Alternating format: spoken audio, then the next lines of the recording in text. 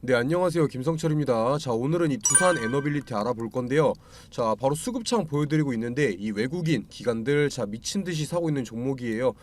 특히 외국인, 외인들 같은 경우는 거의 하루도 쉬지 않고 매수하면서 이 두산이 두산이 상승할 거라는 거에 베팅을 하고 있는 상황인 거죠. 이런 외인 기관들의 강한 매수세에도 불구하고 주가는 보시다시피 여전히 큰 박스권, 큰 박스권 중에서도 하단 부근에 위치해 있는 상황이니까 충분히 두산이 투자의 메리트가 있다고 볼 수 있는 거겠죠. 하지만 이 두산이라는 기업 현재 공매도가 급증하고 있어요. 기간별 공매도 순위만 봐도 현재 이 공매도 1위가 바로 이 두산 에너빌리티예요. 그만큼 이 공매도가 활발해지면서 주가의 상승을 누르고 막고 있다는 거예요. 사실 이 공매도 물량들 주가를 눌러서 수익을 챙겨가려는 것보다 이 서서히 두산 에너빌리티라는 기업이 호재들이 하나둘씩 나오고 있고, 뒤에서 말씀드릴 거긴 한데 지금 이 원전 관련 소송 걸려 있는 것도 좋게 끝날 것 같으니까 이 주가를 누르고 물량을 확보하려는 것 같아요. 이 공매도 쳐서 개인들 신용 털어내고 반대매매 나오게 하고 이 자기들이 물량 가지고 수익 보려는 거죠. 이런 내용들 영상에서 자세히 알아보도록 하고, 본격적으로 시청 전에 구독과 좋아요 한 번씩만 눌러주시면 감사하겠습니다. 자, 일단 가장 최근 뉴스부터 한번 살펴보면 이 두산 에너빌리티가 이 두산 바켓의 지분 500만 주, 이 500만 주를 매각하면서 2,995억 원을 확보했다고 하는데, 현재까지 조금 수정되긴 했어요. 공시 한번 봐보시면 제가 써드릴게요. 기존 2.97%, 2,995억에서 2.74%, 2,760억 원으로 정정됐어요. 그래도 이 지분 매각 블록딜을 통해서 이 3천억 원 가까이 자금을 만든 거예요. 뭐 두산 바켓에게는 단기적으로 악재가 될 수 있겠지만 이 두산 에너빌리티에는 호재인 내용인 거고요. 이 두산 바켓 지분을 팔아서 이 에너빌리티 신사업에 투자하려고 이 자금을 확보한 거잖아요. 그리고 결과적으로는 이 두산 에너빌리티가 커야지 이 두산 바켓도 크는 거예요. 그렇기 때문에 이 두산 바켓에 투자 중이신 분들도 너무 걱정할 만한 상황은 아닌 거고요. 그리고 이 정도의 지분을 정리해도 이 두산 에너빌리티 같은 경우 두산 바켓의 최대 주주예요. 매각을 했어도 이 40%가 넘는 지분 가지고 있고요. 사실 이번 블록딜은 악재보다는 호재에 가깝다고 봐도 무방하죠. 현 사업에 치우치지 않고 신사업 투자를 위해서 이런 모습 보여주는 건 굉장히 좋은 행동이에요. 지금 이거 두산 바켓 블록딜 통해서 자금 만든 거, 이 두산 에너빌리티가 수소 사업에만 투자한다고 생각하시는 분들 많은데 이 수소 사업뿐만 아니라 여러 가지 신사업에 투자하려고 만든 거예요. 어떤 것들이 있는지 뒤에서 설명드릴 거고요. 뭐 어찌 됐든 간에 저랑 비슷하게 이 두산 좋게 평가하시는 분들이 많은지 이 두산 에너빌리티는 브랜드 평판 무려 1위를 달성했어요. 이 80개가 넘는 기계 상장 기업 중에서 1위를 했다는 건 대단한 거예요. 당연히 이 평가 기준에는 이 시장 가치나 뭐 재무 가치, 이런 중요한 것들이 많으니까 1위를 했다는 건 그만큼 두산 에너빌리티가 안정적인 기업이라는 거죠. 이 투자할 메리트가 충분히 있다는 거예요. 이거보다 더 중요한 내용들 오늘 영상에서 다 말씀드릴 테니까 끝까지 시청해 주시고요. 중요한 내용 말씀드리기 전에 지금 주식 시장에서 돈을 벌려면 어떻게 해야 될까요? 무조건 정보예요, 정보. 이 A라는 기업이 어떠한 사업을 진행하고 있는지, 실적 발표는 언제 하는지, 현재 진행하고 있는 이 사업 성과는 어떤지 무조건 다 알고 있어야 돼요. 오르니까 따라 사고 떨어지니까 파는 건 지금 주식 시장에서 굉장히 위험한 행동이죠. 만약에 내가 산 A라는 주식이 이유도 없이 막 떨어져요. 그런데 뭐 뉴스도 안 나오고 왜 떨어지는지 모르는데 계속 떨어져요. 그러면 불안해서 파실 거잖아요. 그런데 이미 나는 재료를 알고 매매를 했다, 이 정보들을 알고 매매를 했다, 그러면 지금 뉴스 없이 떨어지는 거 일부러 주가 누르는 거다, 곧 다시 급등 나온다 생각하고 버틸 수 있겠죠. 그래서 지금 주식시장에서 무조건 수익을 보기 위해서는 미리 정보를 선점하고 있어야 된다는 거죠. 이 투자하려는 기업의 신사업이나 뭐 진행 중인 사업 과정 공개, 이 실적 발표일 등 이 스케줄 전부 다 알고 있어야 돼요. 만약에 A라는 기업이 있는데 뭐 며칠에 이거에 대한 발표회가 있다, 그런데 현재 주가는 아무 변동이 없다, 그렇다면 매수 타점이 되는 거겠죠.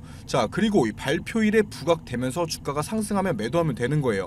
그러면 그게 수익이고 안전 투자인 거죠. 하지만 지금 개인 투자자분들이 하고 있는 건 이 A라는 주식이 갑자기 급등을 해요. 거래량도 계속 실리고 막 움직여요. 당연히 사고 싶죠. 그런데 이 뉴스까지 나와요. 뭐 특징주, 자 특징주 하면서 어떤 것 때문에 부각받아서 상승 중이다 이런 거 나오면 그때 따라 사죠. 이미 정보 알고 미리 들어간 사람들 팔 때 돼서야 산다는 거예요. 그래서 제가 보시다시피 기업 일정, 뭐 며칠에 어떤 기업이 임시총회를 하고 사업을 발표하는지, 아니면 뭐 액면 분할이나 유상증자 무상증자 어떤 기업이 언제 진행하는지 다 정리해놓은 자료들 무료로 보내드리고 있어요. 당연히 실적 발표, 자 보시다시피 실적 발표 일자도 정리해놨고요. 이 7월부터는 2분기 실적 발표 시작일인 거 아시죠? 무조건 미리 받아보시고 준비하셔야 돼요. 이렇게 정리해놓은 자료들만 가지고 있어도 자 혼자서 매매하시는데 전혀 문제 없을 거예요.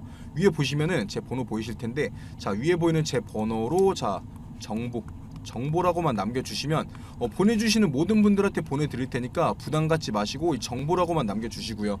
자 다시 본론으로 넘어와서 사실 이번 지분 매각보다 더 중요한 걸 말씀드리려고 하는데 어떤 거냐, 바로 이 두산이 에너지 솔루션과 함께 폐배터리 사업에 대해서 협력을 하기로 한 내용이죠. 이거 집중해서 들으셔야 하는 굉장히 중요한 내용이에요.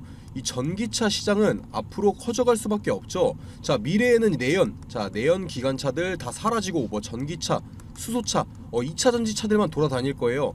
그리고 전 세계적으로 이 환경 규제에 대한 문제가 커지면서 이 폐배터리 사업은 무조건 폭발적인 성장이 나올 수밖에 없다는 거예요. 자 그런데 이름만 알면 다 알만한 이 국내 대형 기업 LG와 두산이 손을 잡았다.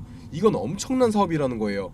이 LG 에너지 솔루션 같은 경우에는 당연히 국내의 대표적인 배터리 기업이다 보니까 말할 것도 없고, 자 최근에는 이 중국의 기업과 합작 이 법인을 설립하면서 배터리 광물확보 사업에도 참여를 했고, 여기에 더해서 LG 화학과 함께 이 북미에서도 최대 규모 폐배터리 업체인 이 라이사이클에도 지분 투자를 했어요.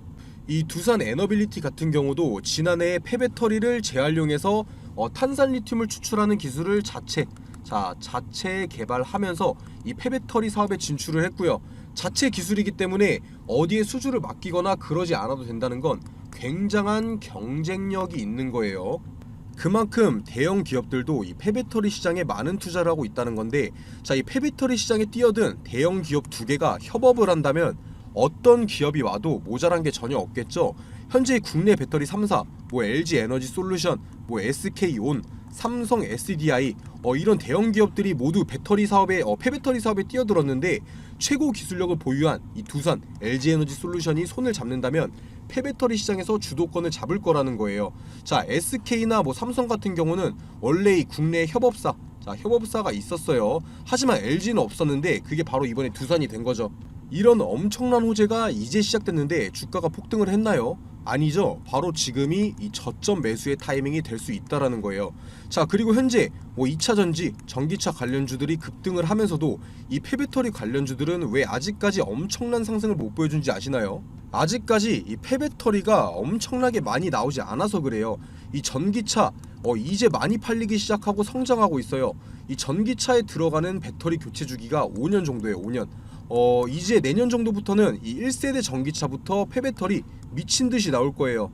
지금 전기차 시장 엄청나게 크고 있어요. 자 어제 같은 경우에도 이 흑연 관련주들이 폭등을 했는데 그거 이 전기차에 들어가는 흑연 부족하다고 품귀 현상으로 오른 거라고 하죠. 자 거기에 더해서 최근에 유럽 연합에서도 최근 배터리 핵심 원자재에 대해서 이 재활용 의무화에 나서면서 전 세계적으로도 이 폐배터리 시장은 클 수밖에 없다는 거죠. 자 현재까지 이 세계 폐배터리 재활용 시장 규모가 7천억 원이에요. 7천억 원. 자 7천억 원이라고 하는데 2030년에는 무려 이 12조까지 늘 거라고 하고 2050년에는 무려 이 600조 원까지 성장할 거라고 해요. 이게 바로 지금 이 두산 저점일 수밖에 없는 첫 번째 이유가 되는 거겠죠. 자 현재가 폐배터리가 쏟아지는 시점이 아닌 만큼 당장에는 이 폐배터리 동맹이 사업성이 떨어지지만 미래를 위해 투자하기에는 지금이 가장 적기라는 거예요. 자 그런데 이 이름만 알면 다 아는 두 기업이 동맹을 했잖아요. 안 그래도 제가 예전 영상부터 말씀드린 건데 지금 주식시장에서 투자할 거라면 이 폐배터리 섹터 꼭 보라고 말씀드렸어요. 어쩔 수 없이 클 수밖에 없는 사업이고 실패할 수가 없는 사업이에요. 그런데 대형 기업 두 곳이 손잡은 폐배터리 사업이고, 뭐 두산 같은 경우는 이 원전이나 뭐 수소 사업 이런 본업 또한 탄탄하게 가지고 있다는 건 욕심, 자 욕심이 날 만한 기업이고 투자할 만한 메리트가 충분히 있는 기업이라는 거예요. 하지만 여기서 아셔야 할 게 한 가지 있어요. 자 차트 한번 봐보시면 이 10조 원이 넘어가는 대형 기업치고는 등락폭이 굉장히 심하죠. 하나의 큰 박스권으로 보자면 뭐 대충 15,000원에서 25,000원 사이에 박스권을 형성하고 있어요. 이 박스권 안에서도 위로 아래로 자 20%에서 30%씩 계속 움직이고 있죠. 그만큼 떨어져도 오르고 올라도 떨어지고 이 박스권에 갇힌 종목이라는 거예요. 이 미래성이 뛰어남에도 불구하고 왜 이런 움직임을 보여주고 있는 걸까요? 물론 처음에 말씀드렸던 이 공매도 때문인 것도 있지만 자 기사 한번 봐보시면 이 소송 리스크 바로 이 지적 재산권에 대한 소송 때문이에요. 자 누가 뭐라 해도 이 두산중공업 같은 경우 우리나라 원전 대장주죠.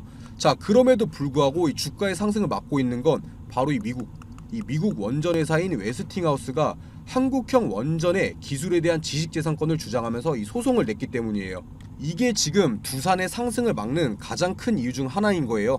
이 공매도와 이 소송, 뭐 지금까지 나온 걸로 봤을 때 이 소송 같은 경우는 합의로서 끝날 것 같긴 한데 아직까지 확정된 건 없어요. 만약에 이게 해결된다면 제가 보여드렸던 박스권, 자 박스권 돌파는 상승 충분히 나올 거예요. 거래량도 보시면 막 엄청나게 잘 나오는 날, 엄청나게 안 나온 날이 있는 게 아니라 꾸준하게 그냥 일정한 정도로 잘 나오고 있어요. 이게 무슨 말이냐면 현재 이 두산이라는 기업에 투자를 하면 이 미래성, 자 미래성은 보장되어 있고 안정적이겠지만 자 이 박스권 안에 갇혔다는 뜻이 이 수익률, 자 수익률이 그렇게 크게 나오진 않을 거다. 자 이 장기 투자할 경우에는 계속 비슷한 수익률 정도가 유지될 거다라는 거예요. 그래서 매매를 할 때 하더라도 이 매수하고 매도하고 매수하고 매도하고 이런 걸 반복하면서 이 수익을 챙겨가야 하는 종목인 건데요. 당연히 혼자서 매매하시는 분들은 그래서 언제 사야 하고 언제 팔아야 하는지 판단하기 어려우실 거예요. 자 그렇기 때문에 위에 보이는 제 번호 자 두산이라고 남겨주시는 분들은 자 평단가 남겨주시는 분들은 제가 직접 매매 가격에 따른 이 매수 매도 타점 이 타점을 직접 잡아드리고 있으니까요. 부담 갖지 마시고 연락 꼭 남겨주시고요. 그리고 연락 남겨주시면 타점뿐만 아니라 혼자서 매매하실 수 있게 이 두산 관련된 자료들 자 정리해놓은 자료들 전부 다 보내드리고 있어요.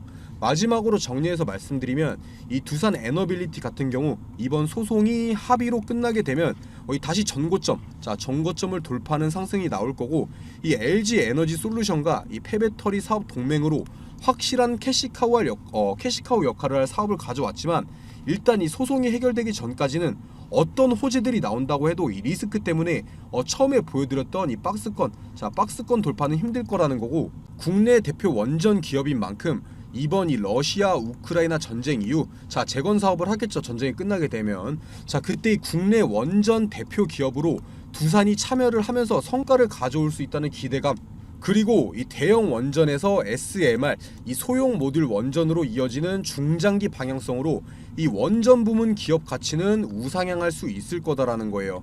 제가 지금까지 드린 말씀만 정리해서 봐도 지금 시장에서는 이 투자하는 데 있어서 이 두산이라는 기업이 자 리스크보다는 자 메리트 투자의 메리트가 크다고 판단하고 있기 때문에 이 외인 기관들이 쌍끌이 매수 중에 있는 거겠죠.